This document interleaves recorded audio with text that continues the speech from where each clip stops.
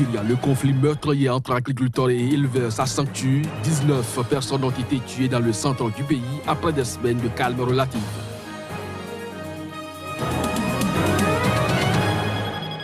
En Libye, les combats opposants depuis le 27 août des milices rivales près de Tripoli ont causé le déplacement de 1800 familles. Ces statistiques ont été communiquées par le gouvernement national. Élections législatives au Rwanda, les dépouillements se poursuivaient mardi soir.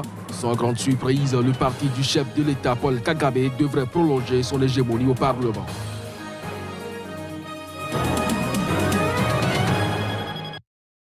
Vous êtes sur Sika, mesdames, messieurs, bonjour et bienvenue dans cette session d'information que nous ouvrons par le Nigeria où le conflit meurtrier entre agriculteurs et éleveurs s'accentue. 19 personnes ont été tuées dans le centre du pays après des semaines d'un calme relatif. On fait le point avec Claire Stéphane Sacramento sur des images de l'agence France Presse.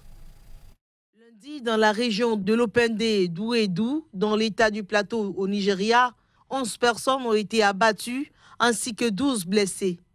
Mais la semaine précédente, une première vague de violence avait fait 8 morts et 3 blessés et près d'une centaine de maisons avaient été brûlées. Par ailleurs, 310 têtes de bétail ont été pillées. Ces scènes ne sont pas chose nouvelle dans cette région du Nigeria. En effet, depuis de nombreuses années, le plateau s'inscrit dans un cycle de vengeance sans fin entre les deux communautés, éleveurs peuls musulmans nomades ou sédentarisés et agriculteurs chrétiens qui s'affrontent pour l'accès aux terres. En juin, les éleveurs ont été accusés d'avoir attaqué 11 villages de Barakin, Ladi, tuant plus de 200 personnes des communautés agricoles.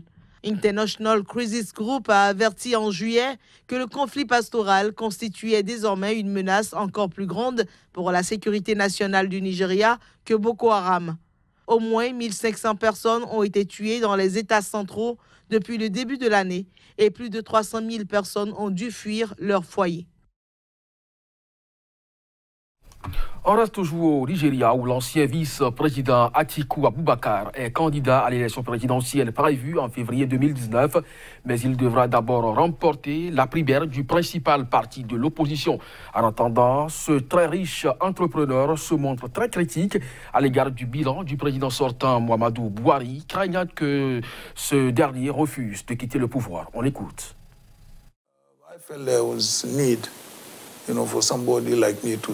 J'ai senti que quelqu'un comme moi devait se présenter, quelqu'un d'expérimenté en politique, expérimenté en gouvernance, expérimenté dans les affaires pour tenter de restaurer et de ramener le pays sur la voie du développement économique ainsi que d'autres aspects de notre politique nationale.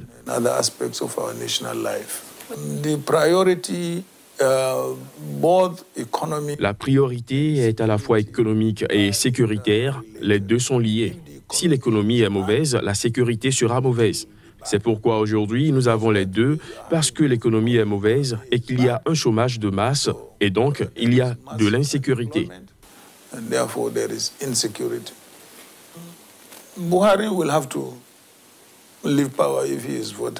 Buhari devra quitter le pouvoir s'il perd les élections, à moins qu'il veuille plonger le pays dans une crise politique, mais je ne pense pas qu'il veuille le faire.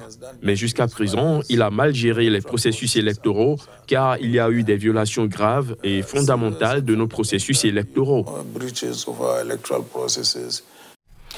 Élections législatives au Rwanda, le dépouillement se poursuivait mardi soir. On ne s'attend pas à une grande surprise. Le parti du chef de l'État, Paul Kagame, devra prolonger son hégémonie donc, au Parlement, suivant donc les résultats obtenus à ce jour. Reportage.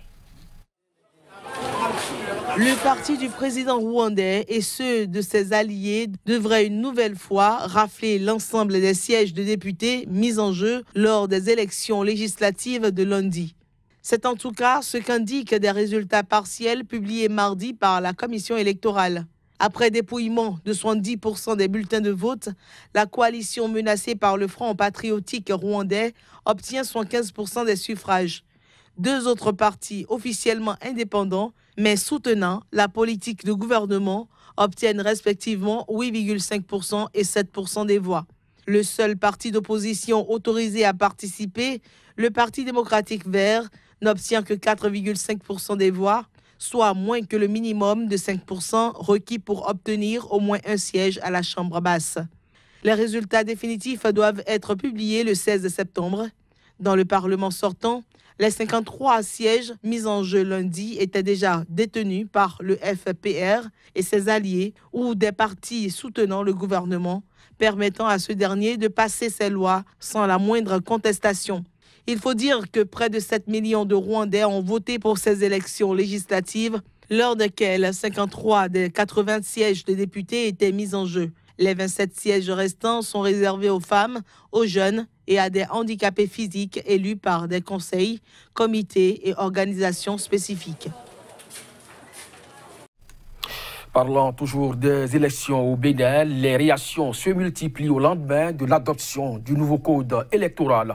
Un texte de loi de 397 articles répartis en 7 livres, faisant entre autres obligation aux potentiels candidats de disposer d'une caution de 250 millions de francs CFA pour la présidentielle et 249 millions de francs CFA à la charge des listes pour les législatives. Pour le bureau exécutif de l'USL, l'Union sociale libérale, les députés de la 7e législature, par leur vote, ont créé plutôt de problèmes sans en résoudre ceux en attente de solutions. Plus de précisions avec Géraldo Gomez. Il est le secrétaire général adjoint chargé des questions stratégiques de l'USL. On l'écoute. Le principe des cautions n'est pas un principe contesté par nous, puisqu'il existe déjà, nous l'admettons. Nous nous posons simplement la question de savoir si les niveaux qui sont fixés sont des niveaux qui sont suffisamment responsables, conçus, pensés par nos gouvernants, en réalité, en connexion avec notre réalité économique. Concernant la représentation nationale, ça change les règles du jeu. Ça fausse la démocratie locale, le principe des circonscriptions électorales. Nous en avons 24. À l'évidence, ce nouveau code vient de créer une 25e circonscription électorale qui est nationale et qui, sans changer de mode de scrutin, nous impose une nouvelle circonscription électorale qui est le plan national.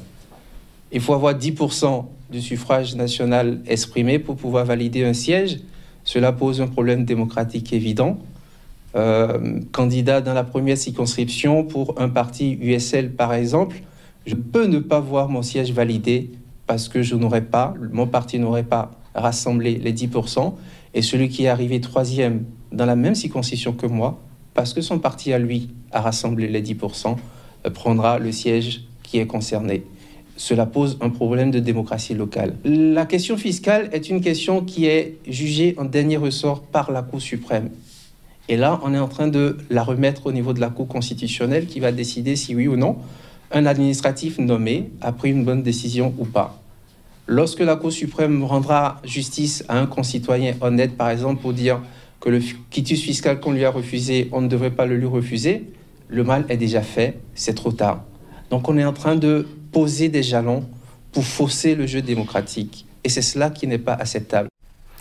En Libye, les combats opposants depuis le 27 août des milices rivales près de Tripoli ont causé le déplacement de 1800 familles. Ces statistiques ont été communiquées par le gouvernement d'union nationale. On fait le point à travers cet élément. Les combats ont repris mardi en fin de matinée au sud de la capitale libyenne. C'était après une brève pause et peu avant la tenue d'une réunion sous l'égide de l'ONU à laquelle ont été invitées toutes les parties concernées. La tâche de la mission de l'ONU en Libye s'annonce ardue, compte tenu du nombre de belligérants impliqués dans des combats qui ont fait au moins 50 morts et 138 blessés selon un dernier bilan officiel arrêté lundi soir. Les combats ont provoqué le déplacement de 1825 familles qui se sont réfugiées dans des villes voisines ou dans d'autres quartiers plus sûrs dans la capitale libyenne. Le rapport s'attend à une nouvelle vague de déplacés si les combats se rapprochent du centre de la capitale. Les combats opposent des groupes venus de Tarhouna et Misrata à des groupes armés tripolitains théoriquement sous l'autorité du gouvernement d'union nationale. Depuis 2011, Tripoli est sous la coupe de milices en quête d'argent et de pouvoir et qui se livrent à une lutte acharnée pour la domination de la capitale.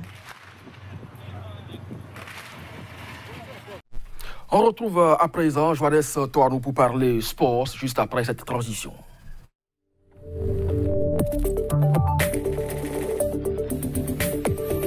Johannes Touanou, bonjour.